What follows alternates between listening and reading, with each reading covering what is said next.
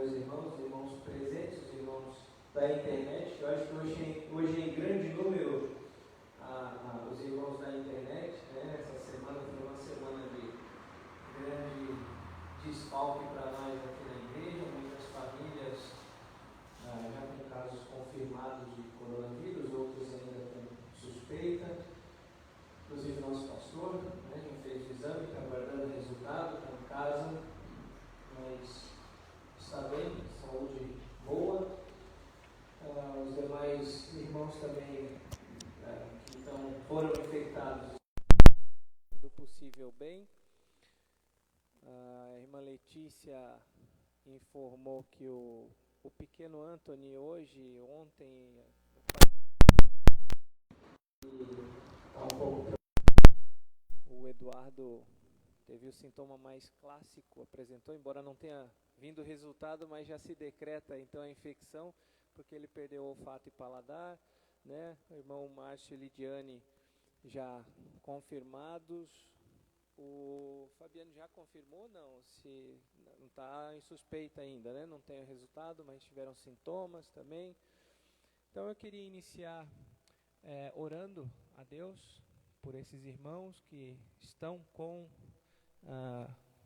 o coronavírus já confirmado, outros aguardando o resultado, mas para que Deus conforte e console os corações dos mais aflitos e alivie as dores, os sintomas, que possam ser momentos de tranquilidade, descanso e confiança em Deus. Vamos orar. Senhor Deus, nós te agradecemos porque, embora tanta coisa tenha acontecido nesses dias, nesse ano, mas a tua igreja permaneceu firme, permaneceu forte, tu não permitiste que nós nos abalássemos e nós continuamos, tu nos deste recursos para que, se não fisicamente, presencialmente, mas pela internet, nós continuássemos cultuando o teu santo nome, e te agradecemos por isso. Te pedimos nesse momento por todas as famílias da nossa congregação que se encontram enfermas pelo Covid-19, que tu acalmes os corações dos mais aflitos, para que tu alivies os sintomas, as dores, todo o incômodo, o mal-estar causado por esse vírus, que eles possam descansar em ti, sabendo que tu não perdeste o controle de nada em momento algum. Tu continuas controlando todas as coisas, e todas as coisas acontecem no determinado momento que tu determinaste para isso. Todas as coisas acontecem para a tua honra e para a tua glória, e que todos nós entendamos isso, e mesmo nessas situações mais difíceis possamos dar glórias ao teu santo nome, e que em breve os nossos irmãos possam retornar e estar de volta conosco presencialmente cultuando a Deus. Dessa forma também nós te agradecemos por tantos quantos já foram infectados e já se recuperaram, estão se recuperando, estão bem, já retornaram para o nosso meio e podem presencialmente cultuar o teu santo nome. Nós te agradecemos pelo teu livramento sobre nós, sobre o teu povo. Pedimos que tu fales aos nossos corações nessa manhã, guarda-nos durante todo esse dia, guarda o teu país que está num processo de eleições, acalma os ânimos, da sabedoria às autoridades, a todos os cidadãos, para que tudo seja feito de forma tranquila, ordeira, e que o teu nome seja também glorificado através disso. Que os políticos eleitos possam ter consciência da responsabilidade que eles têm, de que eles não estão recebendo apenas do povo o poder para governar, mas o poder vem de ti, e que eles temam o teu nome acima de todas as coisas e tenham responsabilidade. Essa é a nossa oração nessa manhã. Fazemos em nome do teu Filho Jesus Cristo. Amém.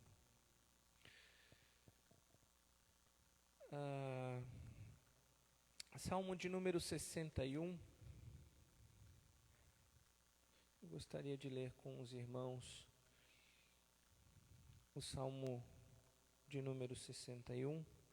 Hoje nós vamos ficar em cima basicamente desse tema, da questão do governo civil, da igreja, como a igreja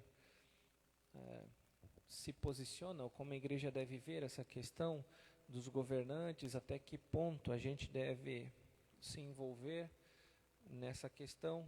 Eu queria ler esse salmo onde Davi faz essa súplica a Deus para que Deus tenha misericórdia dele como rei. Salmo de número 61. Ouve, ó Deus, a minha súplica, atende a minha oração. Desde os confins da terra clamo a Ti, no abatimento do meu coração. Leva-me para a rocha que é alta demais para mim, pois Tu me tens sido refúgio e torre forte contra o inimigo. Assista eu no Teu tabernáculo para sempre, no esconderijo das Tuas asas eu me abrigo. Pois ouviste, ó Deus, os meus votos e me deste a herança dos que temem o Teu nome. Dias sobre dias acrescentas ao rei, duram os seus anos, gerações após gerações. Permaneça para sempre diante de Deus. Conceda-lhe que a bondade e a fidelidade o preservem. Assim, salmodiarei o teu santo nome para sempre, para cumprir dia após dia os meus votos. Como eu falei, Davi então faz essa súplica, essa oração a Deus, pedindo para que Deus tenha misericórdia da vida dele, que seja a torre forte, seja o refúgio dele. E ele, da metade para o fim, fala do rei, né? Falando na terceira pessoa, dias sobre dias acrescentas ao rei, duram os seus anos, gerações após gerações. E ele pede então para que permaneça o rei sempre diante de Deus, e Deus conceda a bondade e a fidelidade, eles perseverem, né?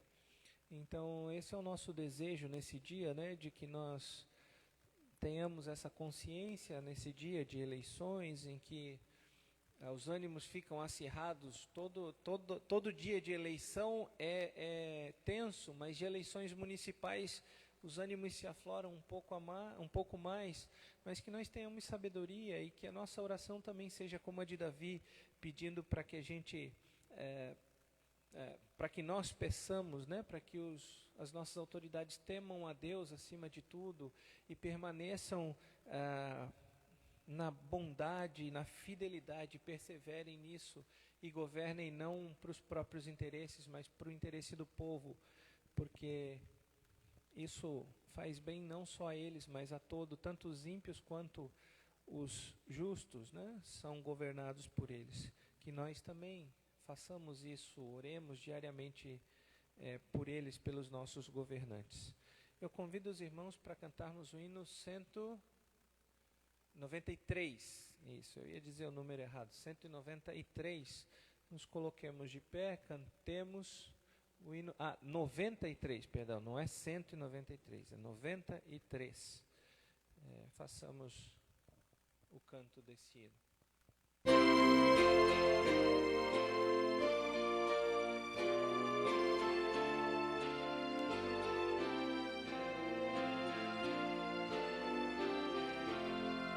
Somente ponho a minha fé na graça excelsa de Jesus, no sacrifício remidor, no sangue do bom Redentor.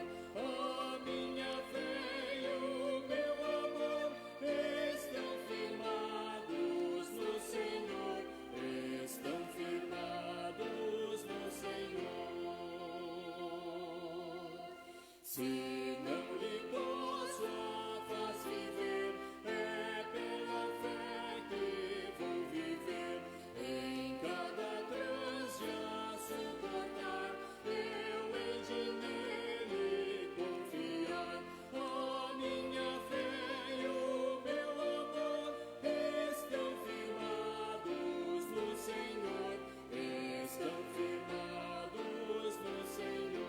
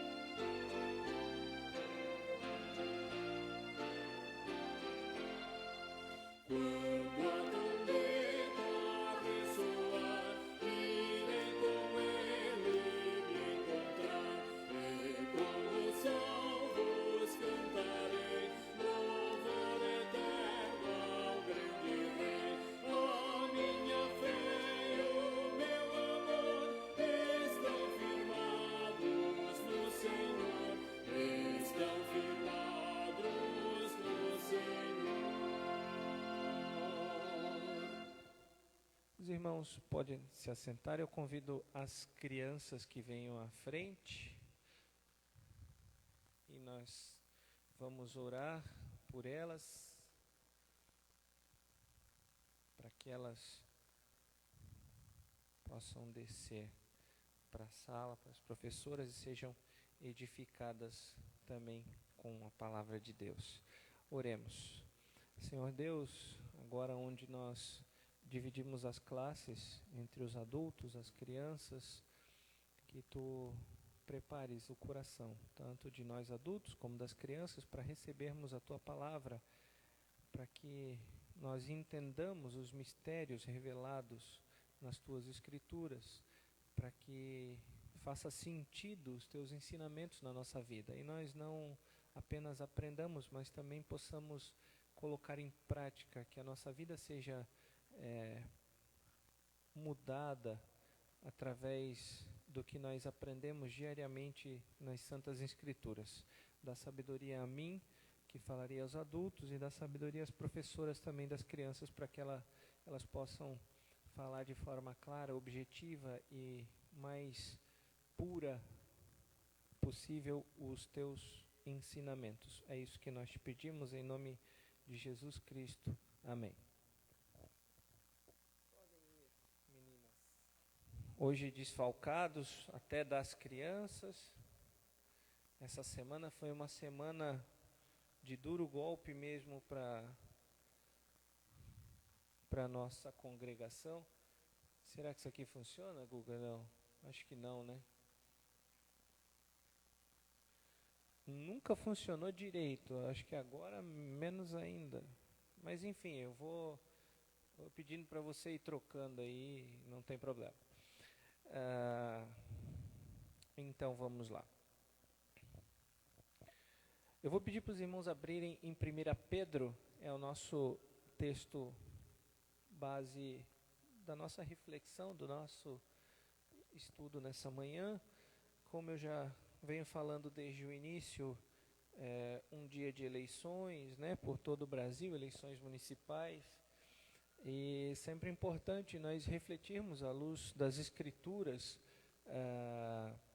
o que a palavra de Deus fala acerca, né, do governo civil, das autoridades, né, como a igreja deve se posicionar sobre essa questão política, né, social. Pode passar que o texto ficou horrivelmente escuro, mas os irmãos abram nas suas Bíblias aí e nós vamos acompanhando aí. Eu farei a leitura de 2 Pedro 2, né, capítulo 2, do versículo 11 até o versículo 17.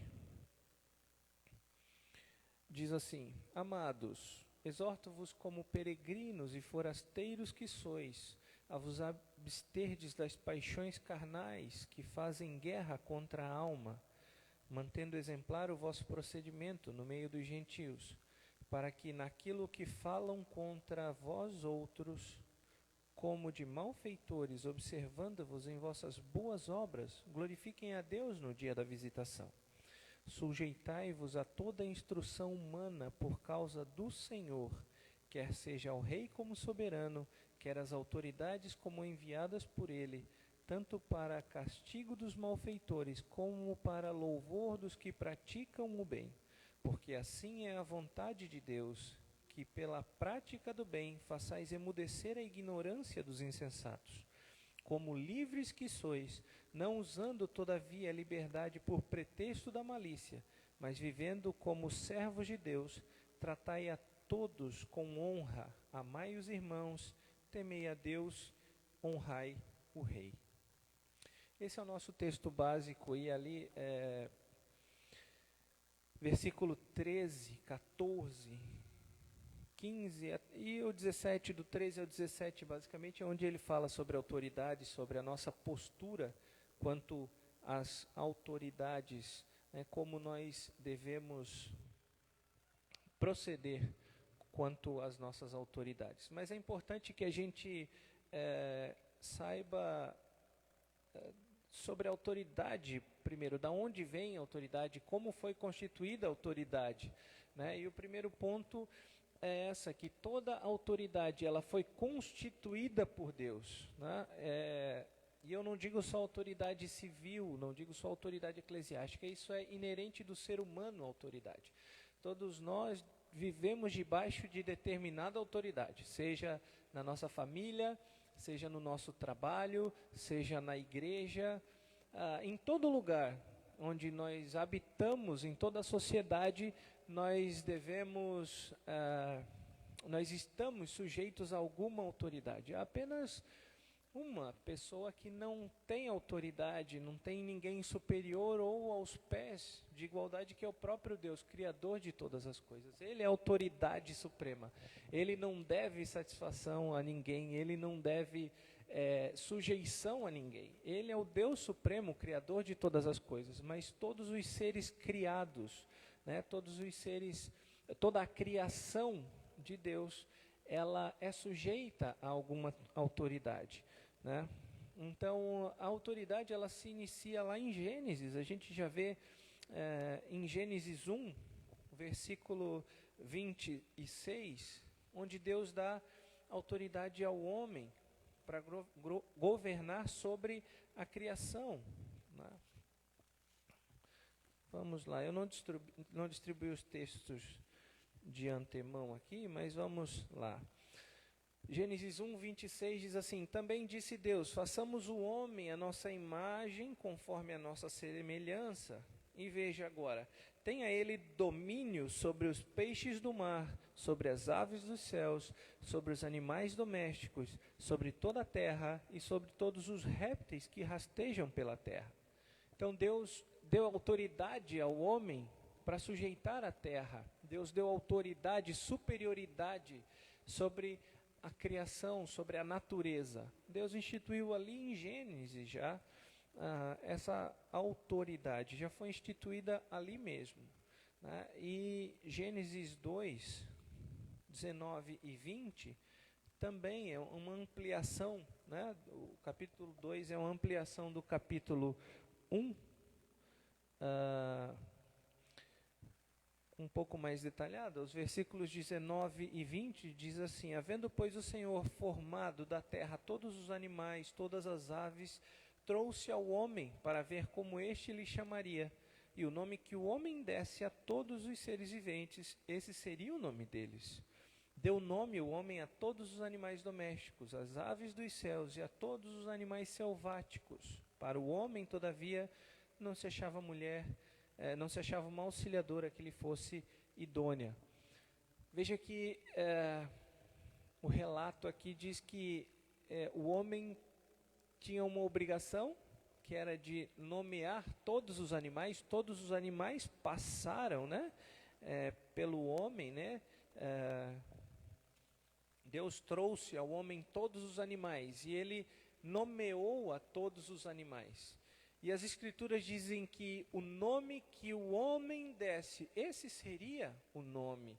Ou seja, foi-lhe outorgado autoridade, foi-lhe dado autoridade para nomear as criaturas, os animais. A autoridade dada lá em Gênesis, que a gente viu que seria de dominar a terra, de sujeitar a terra, aqui já a primeira execução. Todos os animais passaram diante dele e ele então nomeou. E esse nome não teve tribunal de apelação, não teve recurso, não teve Supremo Tribunal, porque foi uma ordem vindo do Supremo Criador, que ordenou que o homem então desse esse nome. Então ele nomeou os animais e assim foi feito, e nós usamos até hoje esses nomes. Todos os animais foram nomeados, pelo menos as espécies principais, né, que foram criadas, e a partir dali todos nós usamos esses nomes. Então a autoridade vem de Deus, é outorgada por Deus a nós, ela é criada por Deus. A questão de hierarquia, de autoridade, ela não foi uma invenção humana, né? Ela não foi uma invenção para que a gente pudesse viver em sociedade, para que a gente pudesse viver melhor, ou para que pudesse um dominar sobre o outro, Não, isso foi instituída por Deus. E como nós lemos lá em Gênesis 1, 26, o versículo diz: façamos o homem a nossa imagem e semelhança. E nós carregamos essa semelhança de Cristo. Ele, como autoridade máxima, suprema, criador de todas as coisas, nos deu essa característica dele, esse atributo dele, para que nós façamos isso também com a natureza, com a sociedade, com tudo que nos cerca. Então, nós temos sempre autoridade sobre alguém. E ao mesmo tempo que nós também devemos respeito a alguém. Nós nunca estamos na parte de cima ou na parte de baixo. Até mesmo os nossos filhos, né? A minha filha, ela já tem alguém que se sujeita a ela, que é o nosso cachorrinho.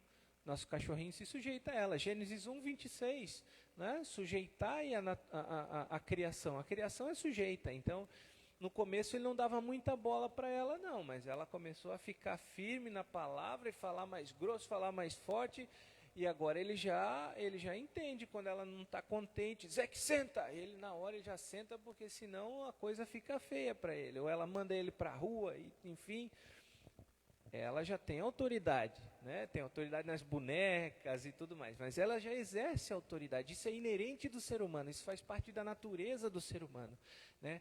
Tanto saber sujeitar-se à autoridade, quanto ser autoridade sobre alguém. Isso faz parte, isso é inerente do ser humano. Nós não podemos viver sem autoridade. Nós não podemos viver, eu queria viver num mundo livre. Você pode viver num mundo livre de perseguições, de liberdade para exercer algumas atitudes, mas jamais você vai viver num mundo 100% livre, porque você deve respeito a algumas pessoas, você deve sujeitar-se à autoridade de algumas pessoas, você deve governar sobre algumas pessoas. E essa questão de governo, ela está presente em nós, né? Deus, para nos mostrar como é a relação dele conosco, ele instituiu o matrimônio. Ele instituiu o matrimônio, né, entre homem e mulher. Para que a gente, ou família, né, para que a gente entendesse na prática como é o relacionamento nosso com Deus. Não é à toa que Cristo é chamado de a noiva, a igreja é chamada da noiva do Cordeiro. O Cordeiro é o próprio Cristo, né? Nós vemos que nós vamos para as bodas do Cordeiro, nós vamos comemorar o casamento entre a noiva e o Cordeiro, e isso está repleto nas Escrituras, né?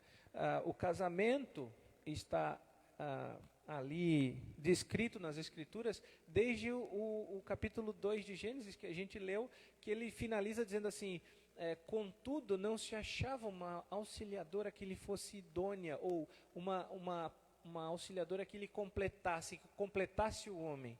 E a sequência do relato, então, é a criação da esposa, e aí quando ele vê a esposa pela primeira vez, ele faz aquela poesia linda, e a primeira poesia da humanidade está descrita lá, que ele diz: essa é carne da minha carne, ossos dos meus ossos, chamar-se a varoa, pois quanto do varão foi tomada. Ele faz aquela poesia, é a primeira poesia descrita da humanidade, é a primeira declaração de amor, né, da humanidade, está descrita ali. Mas quando vem o pecado, já a declaração de amor acaba, porque essa varoa, né, carne da minha carne, ossos dos meus ossos. Quando vem o pecado, diz: não, foi a mulher que tu me deste. Aí já acabou a paixão, acabou o encanto, né? Mas, no entanto, Deus assim determinou. E ali está determinada as funções de cada um no casamento também. Porque se a gente notar com um pouquinho mais de detalhe Gênesis, Deus fala diretamente ao homem, assim: de todas essas árvores comerás livremente, mas da árvore do conhecimento do bem e do mal, dela não comerás, porque o dia que comerdes, certamente morrerás. Depois vem a criação da mulher.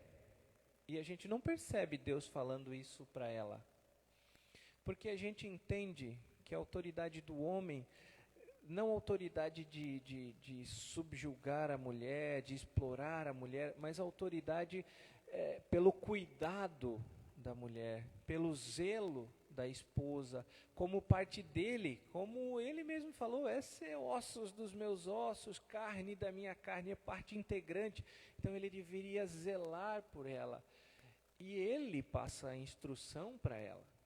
Nós não vemos o relato, esse relato de Adão contando a Eva, mas nós vemos lá na tentação que a serpente chega para Eva e diz assim: o que Deus falou é que não é para comer nenhuma árvore?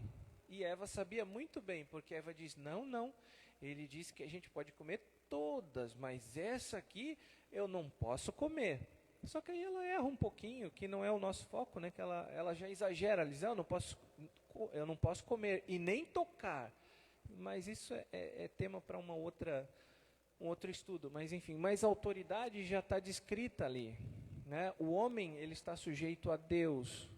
A mulher está sujeita a essa autoridade do homem enquanto relacionamento de família. E isso implica em muita responsabilidade para o homem, né? Isso implica em responsabilidade de cuidar, de zelar, de ser o sacerdote do lar, de edificar a sua família, de ter a responsabilidade pelo ensino espiritual da sua casa, né? E a da sua esposa, antes dos seus filhos. A gente deve ser sacerdote para as nossas esposas, e quão difícil é exercer essa autoridade, né? Porque a nossa esposa, o nosso marido conhece a gente no íntimo.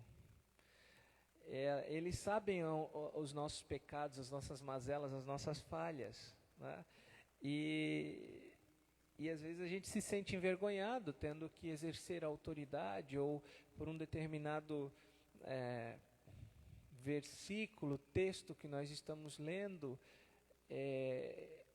e é exatamente onde a gente, como homem, como sacerdote, o chefe, né, o líder espiritual do lar, falha. E fica difícil. Às vezes a mulher se aproveita, às vezes a mulher não se aproveita, mas às vezes ela se aproveita dessa situação, dessa fraqueza, né? Então, é difícil para o homem isso, mas é difícil para a mulher também se sujeitar a essa autoridade, né? Embora a autoridade seja instituída por Deus, como nós já vimos, ela também foi desvirtuada com o pecado, né? Com o pecado a gente viu que Deus diz para Eva: o teu desejo será para o teu marido, cabe a ele dominá-lo. Está lá em Gênesis 3, depois, quando tem todas as maldições que Deus profere sobre a serpente, sobre a criação, as dores do parto e tudo mais, ele fala para Eva: olha, o teu desejo será para o teu marido, cabe a ele dominá-lo. O que ele está querendo dizer é que é o seguinte: você vai querer exercer a autoridade do seu marido. A partir de agora, você vai lutar para exercer a autoridade do seu marido. O pecado vai fazer essa inversão de valores.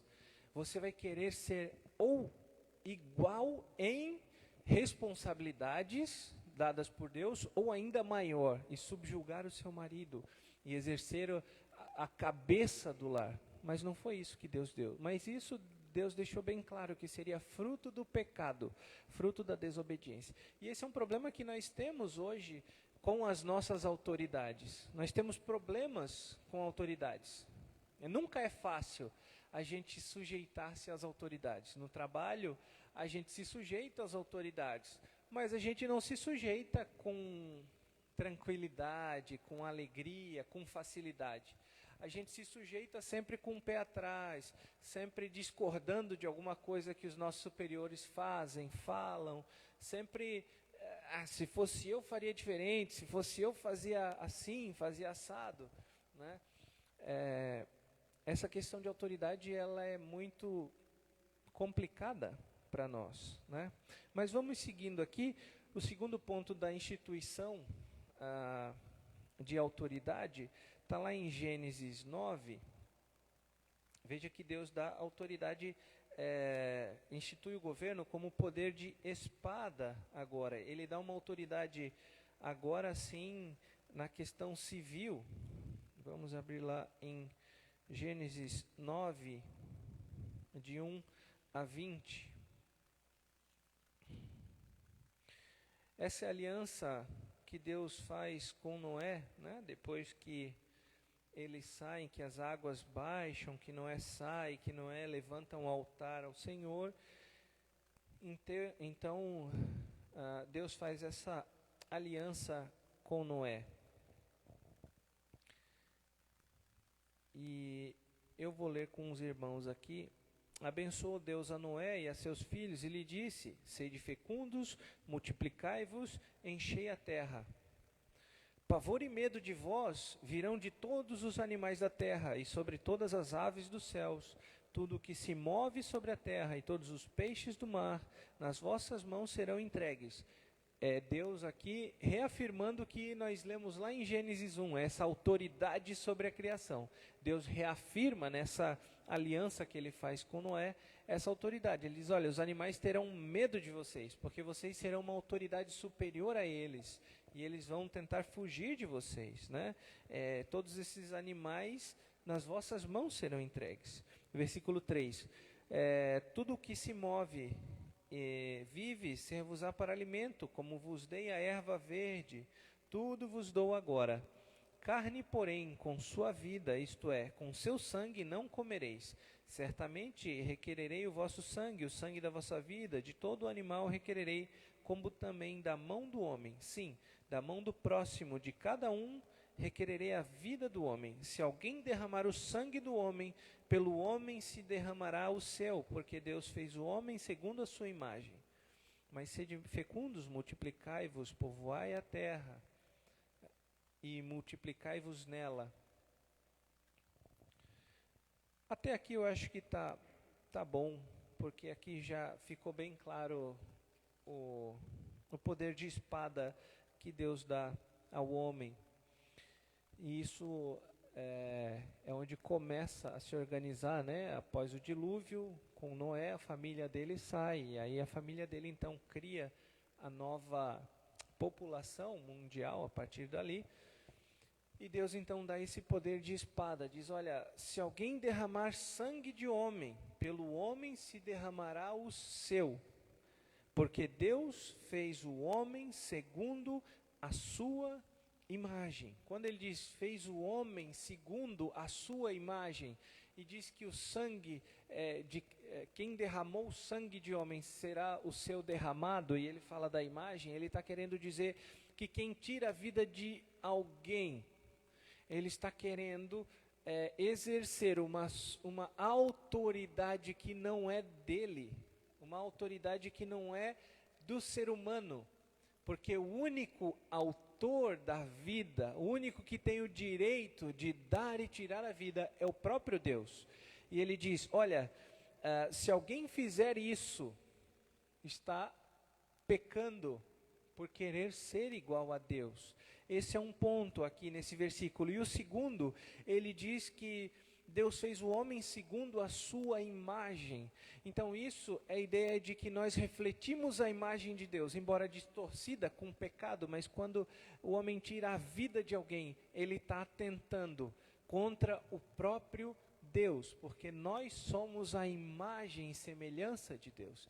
Então se nós tiramos a vida de alguém, nós estamos atentando contra o próprio Deus, por esses dois motivos, porque nós não temos autoridade para isso, porque o ser humano é uma imagem do próprio Deus. Então, em segunda instância, nós estamos atentando contra o próprio Deus e querendo dizer que nós somos deuses de nós mesmos. Então é um pecado tremendo.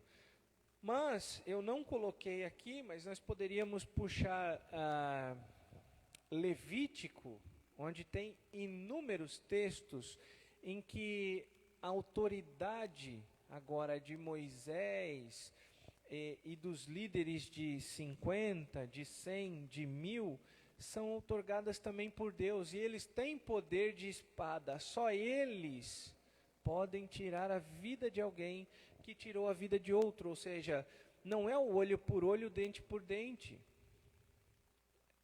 No sentido de, você matou algum familiar meu, agora eu vou te matar, eu tenho o direito de te matar. Não, existe toda uma organização.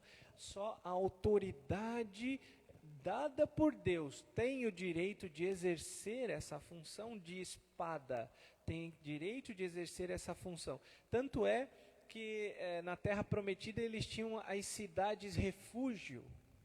As cidades refúgio eram espaços em que, se você cometeu um crime contra a vida de alguém, você poderia correr para aquela cidade. E ali tinha um sacerdote onde lhe garantiria todo o direito de um processo penal, de você se explicar, de você provar a sua inocência, de que foi uma morte acidental, de que você não teve a intenção de matar o outro.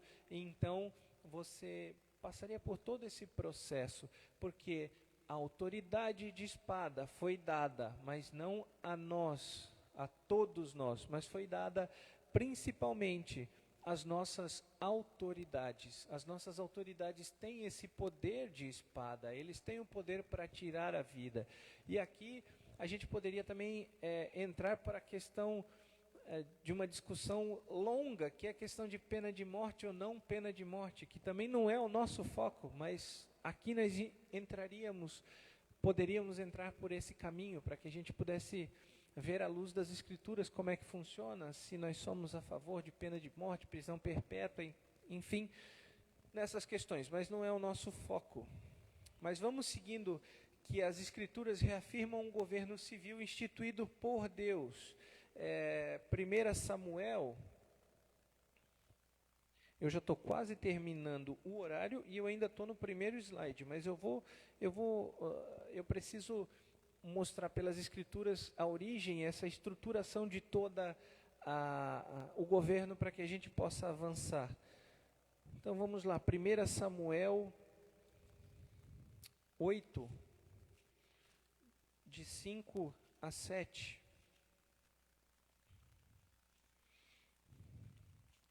8, do 5 até o 7, diz: Disse o Senhor a Samuel: Atende a voz do povo em tudo quanto te diz, pois não te rejeitou a ti, mas a mim, para eu não reinar sobre ele. Segundo todas... Bom, até aqui. Esse texto é quando o povo de Israel pede um rei. Ele diz: olha, Samuel, tu estás velho, tu vais morrer, os teus filhos se desviaram do caminho de Deus. Dá-nos um rei como todos os outros povos têm. E Samuel então não se agrada desse pedido. E Samuel então ora a Deus, e Deus responde: não, pode atender à vontade deles, pode seguir o caminho que eles querem, que é de um rei. Porque eles não estão rejeitando a tua autoridade como sacerdote, mas estão rejeitando a minha autoridade. Então eu concederei um rei, ou seja, Deus está autorizando, Deus está chancelando a autoridade de um rei. Mas Deus começa a relatar ali muitas questões que implicam isso. Ou seja, muita autoridade que Deus está dando aos governantes, né? Ele fala de impostos, né? Se a gente continuar lendo ali, ele fala de impostos, que o rei colocará altos impostos sobre o povo para que a casa do rei seja mantida, que o rei pegará as filhas, né, do povo para ser esposas do rei, ou para ser esposas de outros reis, para que se façam aliança. Deus pegará os filhos do povo para que façam guerra em nome do rei, e serão mortos em nome do rei. E então tem todas essas consequências de um rei, mas Deus está autorizando que um rei seja escolhido, e que essas coisas que o rei fará estão autorizadas por Deus. Deus está dando autoridade para que ele constitua exércitos, para que ele pegue as filhas por, o versículo 13, perfumistas, cozinheiras, padeiras, vai pegar o melhor das suas lavouras, das suas vinhas, de todos os olivais, e dará aos seus servidores. As vossas sementeiras e as vossas vinhas dizimará para dar aos seus oficiais e aos seus servidores. também tomará os vossos servos e as vossas servas, e os vossos melhores jovens, e os vossos jumentos, e os empregará no seu trabalho, dizimará o vosso rebanho, e vós lhe sereis por servos. Então naquele dia clamareis por causa do vosso rei, que houverdes escolhido, mas o Senhor não vos ouvirá naquele dia. Ou seja, Deus está dando autoridade para que, está chancelando a autoridade do rei, de um governante. Mas Deus está dizendo, vocês estão fazendo a decisão errada, porque eu sou o rei que governo sobre o meu povo, e vocês estão recusando a minha autoridade. Então, por causa da dureza do coração de vocês, eu colocarei um rei, sim, mas esse rei vai subjugar a todos vocês. Vocês serão escravos, servos desse rei. E aí vocês vão se arrepender da decisão de vocês. Mas quando vocês se arrependerem dessa decisão, eu não os ouvirei. É isso que a Escritura tá dizendo aqui. Em suma, nós somos, ou os nossos governantes são o reflexo do povo. São o nosso reflexo. Isso na história de Israel.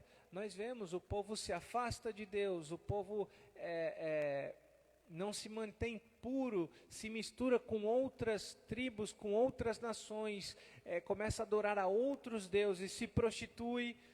Então, eles são subjugados por esses outros povos, eles são escravizados por esses povos, eles sofrem, e aí eles clamam a Deus, para que Deus tenha misericórdia deles. E aí, então, aquele rei morre, Deus levanta um outro rei, e esse rei andou segundo os caminhos de Deus, e fez o que era bom aos olhos de Deus, e ele ergue de novo o seu povo, e o seu povo então prospera, e o seu povo é livre, e o seu povo vive em paz, e o seu povo então esquece de Deus, volta a prostituir-se com outros deuses, não se mantém firme nos caminhos de Deus, e Deus então levanta um outro rei que é mau, que faz o que é mal perante os olhos de Deus, mas isso é apenas uma consequência do pecado do povo, da atitude do povo. Os nossos governantes, eles não são nada mais, nada menos do que um reflexo da sociedade. E falando de governo civil, mas se nós falarmos de governo da nossa igreja também, porque nós vivemos numa igreja presbiteriana do Brasil, que tem um governo representativo, as nossas autoridades, os nossos diáconos, os nossos presbíteros, eles são eleitos em assembleia pela igreja, e são representantes da igreja, dos membros da igreja que são chamados e eleitos pela igreja, instruídos por Deus, a assembleia instruída, iluminada por Deus para eleger pessoas, para que então exerçam governo sobre a igreja. É representativo. Se um presbítero, se um diácono é ruim, muitas vezes é reflexo de uma membresia ruim, fraca na fé, talvez, que não saiba fazer uma boa avaliação criteriosa do que um oficial deve ter, das qualificações. Se a igreja não anda bem, os oficiais provavelmente não serão os melhores. As autoridades são apenas o reflexo do povo. Se nós não somos uma igreja firme, sólida, centrada na palavra, preocupada com a pregação do evangelho, quando chegar o momento de escolhermos as nossas autoridades, tanto civis como religiosas dentro da nossa igreja, nós teremos uma autoridade fraca, uma autoridade falha. Nós aqui em Brusque estamos em processo de organização de igreja. Para nós organizarmos igreja, nós temos duas condições básicas. A primeira é o sustento financeiro da própria congregação. Isso nós estamos caminhando bem, graças a Deus. Não é o nosso problema maior. E nós temos um segundo, não é impeditivo, mas uma segunda característica, é de nós termos liderança na igreja. Então nós estamos nesse processo de levantarmos liderança na igreja, na congregação. Nós precisamos de presbíteros que vão governar a igreja quando ela se tornar igreja e não mais congregação. Nós precisamos de diáconos que governem a igreja também, que exerçam as suas funções dentro da igreja. E isso serão, esses oficiais serão eleitos aqui nessa igreja. Não vai ser eleito mais lá em Itajaí, porque nós não seremos mais congregação de Itajaí. Vai ser eleito pelos membros de Brusque, eleitos pessoas daqui de Brusque, pessoas do nosso meio. E nós precisamos ter essa ciência de que essas autoridades que exercerão poder sobre nós precisam ser pessoas tementes a Deus, pessoas que têm as características segundo Paulo descreve a Timóteo sobre o oficial. Nós precisamos ser criteriosos quanto a isso. Da mesma forma, o governo civil, nós precisamos ser criteriosos quanto a isso.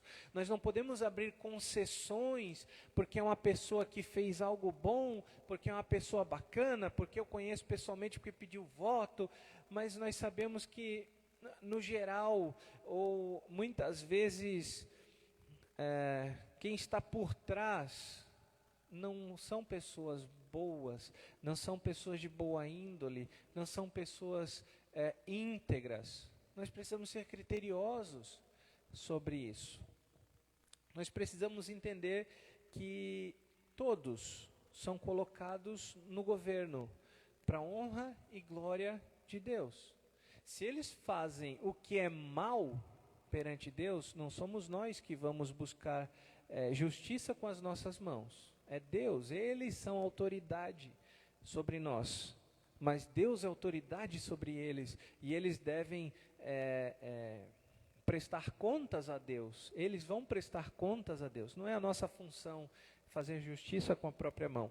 Mas vamos avançando aqui. O próximo slide diz que o governo divino e o governo civil, eles são distintos, como eu falei. Eu já falei agora no nosso governo local de igreja e falei no governo civil. Eles são distintos. Ou seja, a partir de quando a gente vê no Novo Testamento é muito claro, o governo romano exercendo o seu poder sobre o povo e a autoridade religiosa em outra parte, exercendo o seu poder religioso sobre o povo. Eles não mais são a mesma coisa, ou seja, o governo religioso, ele não deve misturar-se com o governo civil. São governos independentes, mas eles não são governos que não se falam. Veja lá o que Calvino fala nas Institutas. Eu não sei se os irmãos conseguem ler ali, mas eu vou ler aqui. Ora, porque nós estamos, o governo divino e o governo civil. Isso, exatamente. É que eu estava lendo outro slide, perdão. Mas quem sabe discernir entre o corpo e a alma, entre esta vida presente e transitória, entre aquela vida futura e eterna, não terá dificuldade em entender que o reino espiritual de Cristo e a ordem civil são coisas muitíssimo distintas entre si. Calvino fala aqui, olha, quem recebeu de Cristo a iluminação do Santo Espírito não tem dificuldade de entender que os governos eles são distintos entre si. Vamos ler lá João 8:1.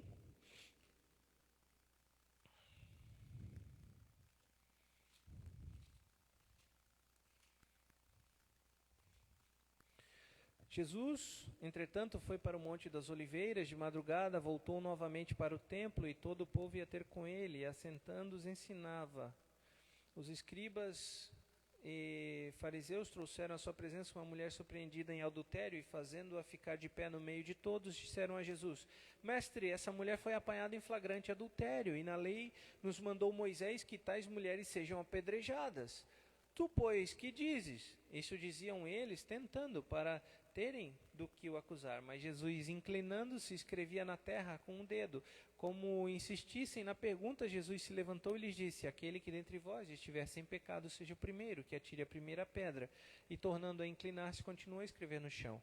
Mas ouvindo eles esta resposta e acusados pela própria consciência, foram-se e retirando um por um, e a começar pelos mais velhos até os últimos, ficando só Jesus e a mulher no meio onde estava. Veja que aqui foi uma grande cilada foi armada, porque eles pegam uma mulher em flagrante adultério, eles dizem, mestre, pela lei de Moisés, eles estão citando a lei para Jesus, e eles estão dizendo, olha, pela lei de Moisés, uma mulher pega em flagrante adultério, ela deve ser apedrejada. O que tu dizes disso? Era uma grande pegadinha, porque se Jesus disse isso, a lei diz isso, que ela deve ser apedrejada, eles iriam pegar Jesus e iriam dizer, o senhor está exercendo agora poder civil e tá julgando uma mulher pega em flagrante adultério. É isso que ela... Obrigado. É isso que eles...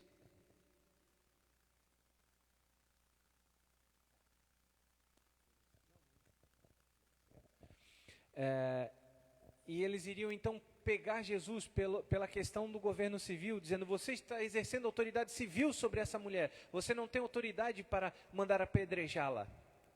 Se por outro lado Jesus dissesse, olha, eu não tenho autoridade nenhuma para isso, eles iriam dizer, mas você está então não aceitando a lei de Moisés, você está revogando essa lei, você está deixando de lado, você está pecando por não cumprir a lei. Então Deus estava numa grande saia justa, mas Jesus, ele era o próprio Deus e ele sabia o coração de todos e entendia a maldade no coração, e ele sabiamente diz, olha, quem não tem pecado atire a primeira pedra, né, para que todo mundo pensasse no seu próprio pecado, porque na verdade aquela situação foi uma situação armada, aquela mulher foi planejado pegá-la em flagrante adultério, porque o objetivo era incriminar a Jesus, e não servir de exemplo do pecado daquela mulher. Então, aqui Jesus deixa bem claro que o governo civil deve ser exercido por autoridades escolhidas pelo povo, e o governo religioso também deve ser exercido por pessoas escolhidas pelo povo de Deus, mas eles não se misturam, um não avança na esfera do outro. Calvino diz que a igreja é a consciência do Estado, nós somos a consciência do Estado, nós não somos o Estado. Nós devemos ser a consciência e apontar o que o Estado tem feito que não é agradável a Deus, que não é segundo as Escrituras de Deus. Essa é a nossa função. Eu fui instruído aqui a encerrar, para que a gente possa continuar esse estudo no domingo que vem. Aliás, eu não estarei aqui domingo que vem. Eu vou avançar 5 minutos, eu prometo que em 5 minutos eu encerro, para que a gente possa concluir, porque eu não estarei domingo que vem aqui, eu já fui convocado para substituir o reverendo Edmar em Itajaí. Então, eu vou pedir a paciência dos irmãos 5 minutos, para que eu possa então encerrar esse estudo. Como eu falei, eles são distintos, né? Mas avançando, Dani, você consegue dar um toque ali para mim, Dani, no próximo slide? Eles não são independentes, eles se relacionam entre si, como eu estava falando, né? Nosso texto aí é de Gálatas 5:1.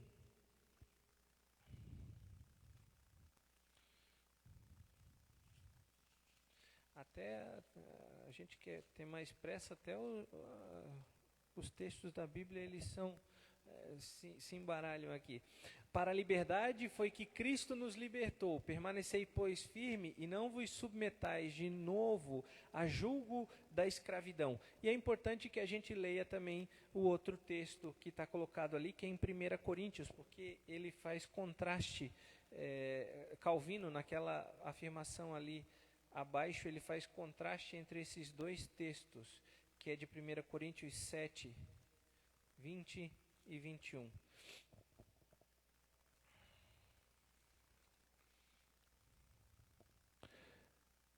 Cada um permaneça na vocação em que foi chamado. Foste chamado sendo escravo? Não te preocupes com isso, mas se ainda podes tornar-te livre, aproveita a oportunidade.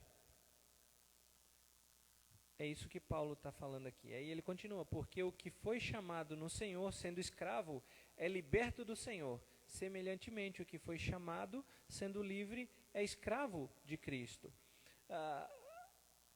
Paulo aos Gálatas aqui fala para que a gente não use a nossa liberdade com libertinagem, né, ou com malícia, e depois ele fala, olha, se você é escravo, continue sendo escravo, porque a autoridade civil da época reconhecia a escravidão, mas entenda que em Cristo você é livre, ou seja, as coisas são distintas, mas elas se relacionam, e a ideia de se relacionar é o que ele fala aqui no capítulo 5, olha, você sabe que é livre, você sabe que foi chamado para ser livre, mas não use isso para exercer o poder de Estado e declarar a sua alforria. Se você é escravo, continue sendo escravo, respeite a autoridade, tema a liderança, mas entenda que em Cristo você é livre. São duas coisas que são distintas, mas elas se relacionam. Olha o que Calvino fala lá, ele diz, ora, por que é que o próprio apóstolo que ordena que nos postemos firmes,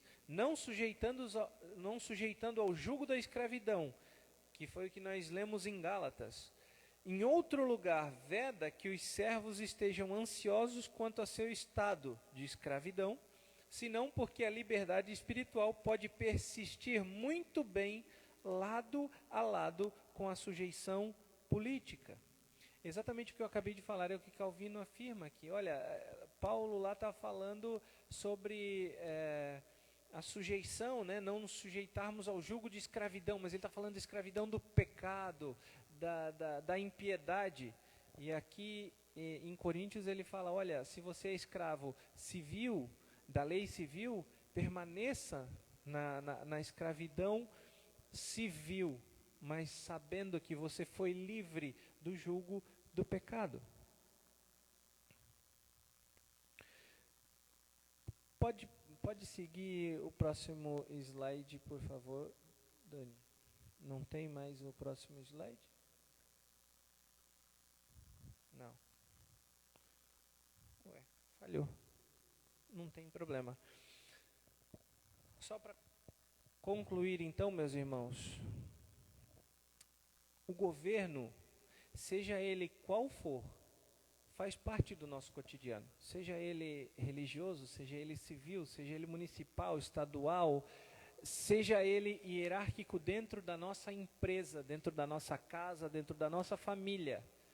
Ele faz parte do nosso cotidiano, ele faz parte, como eu falei, da nossa Constituição. Não, é o próximo ainda, Dani. Aí.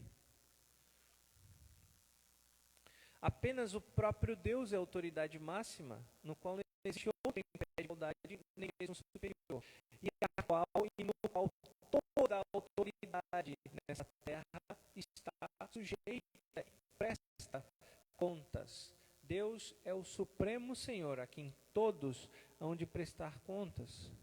Toda autoridade sobre nós reflete a autoridade de Deus sobre a criação. E como cristãos, devemos estar sujeitos a quaisquer autoridades, sejam seculares ou espirituais, desde que seus atos não nos levem a transgredir a lei de Deus. Esse é o grande limite entre a sujeição da autoridade, seja espiritual ou seja civil. Nós devemos nos sujeitar a eles, desde que eles não mandem que nós pequemos contra o nosso Deus. Quando qualquer autoridade colocada sobre nós força para que nós pequemos a Deus, aí nós não devemos mais ser sujeitos. E a gente vê isso com Daniel, Sadraque, Mesaque, Abdinego, onde eles não se sujeitam às decisões do rei, e eles vão para a fornalha, Daniel vai para a cova dos leões, mas eles não se sujeitam à autoridade em que o rei impõe, ou à lei que o rei impõe, que é pecar contra o próprio Deus. Esse é o nosso limite. Fora isso, nós devemos nos sujeitar a Deus. A gente deve nutrir honra e respeito profundo às autoridades. E como isso é difícil, porque isso é louvor e adorar o próprio Deus, sabendo que as autoridades prestarão contas a Deus dos seus atos. O texto de 2 Pedro que nós lemos, ele termina mandando que nós honremos ao rei. Então nós devemos honrar os nossos representantes. Se eles são maus representantes, eles devem contas a Deus. Deus vai pedir conta da autoridade que foi dada a eles. Cabe a nós termos autoestima, nos sujeitarmos, honrarmos e orarmos por eles, para que Deus tenha misericórdia da vida deles, para que eles sejam bons governantes, para que nós tenhamos paz. E por último, nós devemos manter todas as nossas autoridades civis e espirituais em nossas orações diárias, para que Deus tenha misericórdia de nós, através dos nossos governantes, que foi o que eu acabei de falar. Nós devemos, em vez de criticar os nossos governantes, sejam locais de igreja, municipais, federais, enfim, nós deveríamos colocar o nosso joelho em terra e pedir a Deus que tenha misericórdia de todos nós. Nós que exercemos liderança, meus irmãos, nós temos uma grande responsabilidade. Eu sou presbítero da igreja, eu tenho uma grande responsabilidade nessa função que eu exerço. Eu tenho uma grande responsabilidade e eu devo contas ao meu Deus de todos os atos que eu faço, que eu tomo, todas as decisões, todos os meus votos no conselho acerca de vários assuntos. Eu vou prestar contas a Deus. E eu preciso das orações dos irmãos. Reverendo Wellington precisa da oração dos irmãos para se manter firme na palavra, para se manter fiel às Escrituras, para que a nossa igreja possa ir bem, possa avançar, possa progredir, possa ter paz. Assim também os nossos governantes municipais, federais, estaduais. Nós precisamos orar por eles, nós precisamos pedir misericórdia de Deus na vida deles, porque isso é agradável a Deus, porque eles são autoridades dadas por Deus, e quando nós damos essa devida reverência, esse devido respeito a eles, nós estamos fazendo isso ao próprio Deus, porque foi Deus quem os instituiu autoridade sobre as nossas vidas. Eu sei que é difícil, o pecado nos faz não querer nos sujeitar à autoridade, a gente quer se tornar autoridade, a gente quer ser Deus das nossas próprias vidas, mas nós precisamos nos sujeitar às nossas autoridades. Que Deus nos dê misericórdia, que Deus nos dê sabedoria, para que a gente possa realmente, nesse dia específico, voltarmos com a nossa consciência tranquila, sabendo que nós estamos fazendo isso não para favorecer a nós mesmos, ou A, ou B, ou tal promessa, mas para que o nome de Cristo seja glorificado nesse dia, nessas eleições, para que Deus tenha misericórdia da nossa cidade, para que os nossos governantes sejam pessoas que temam a Deus, que respeitem o povo, que governem realmente para o povo, para que nós possamos viver bem. Nós somos os eleitores e os representantes são um reflexo. Que Deus tenha misericórdia de nós, como povo, como eleitores nesse dia, e que nós tenhamos sempre isso em mente, que nós devemos honrar os nossos líderes e orar por eles, e nos sujeitarmos à autoridade, enquanto eles permanecerem fiéis a Deus. Vamos nos colocar de pé e encerrarmos com uma oração. Senhor Deus, muito obrigado porque Tu és a autoridade máxima sobre as nossas vidas. E Tu não és um déspota. Tu és um Deus amoroso, misericordioso, justo. E por isso nós estamos aqui, pelo Teu amor, pela Tua fidelidade, pela Tua justiça. Nós não fomos ainda consumidos por conta do nosso pecado, porque Tu nos amas, Tu és longânimo e tens derramado o Teu amor sobre nós. E nós vimos isso no sangue de Jesus Cristo derramado na cruz, que purificou-nos de todo o pecado. Nós Te agradecemos por isso. Nós Te pedimos força, sabedoria, para que nós possamos nos sujeitar às nossas autoridades, para que nós tenhamos consciência das nossas autoridades, de que eles são os nossos representantes, de que eles são instituídos por Ti, para nos governar, que nós possamos honrá-los, respeitá-los e principalmente orar por eles, para que o teu nome seja glorificado. Esse é o fim principal nosso, honrar e glorificar o teu santo nome, e tudo que nós devemos fazer é para a tua honra e para a tua glória, e que assim seja também nesse dia de eleição, que o teu nome seja glorificado, que os vereadores e prefeitos por todo o Brasil eleitos sejam para a tua honra e para a tua glória, que o teu nome seja glorificado nesse dia de eleição. Leva-nos para as nossas casas em segurança e traz-nos de noite para prestarmos culto ao teu nome.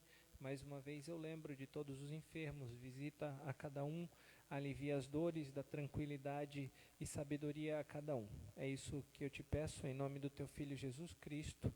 Amém. Meus irmãos, podem se assentar, a gente encerra assim a nossa escola dominical. Às 19 horas temos o nosso culto vespertino. Que Deus os abençoe, um bom domingo, boas eleições, boas filas aí para quem não votou ainda. E nos vemos novamente às 7 horas da noite. Que Deus os abençoe.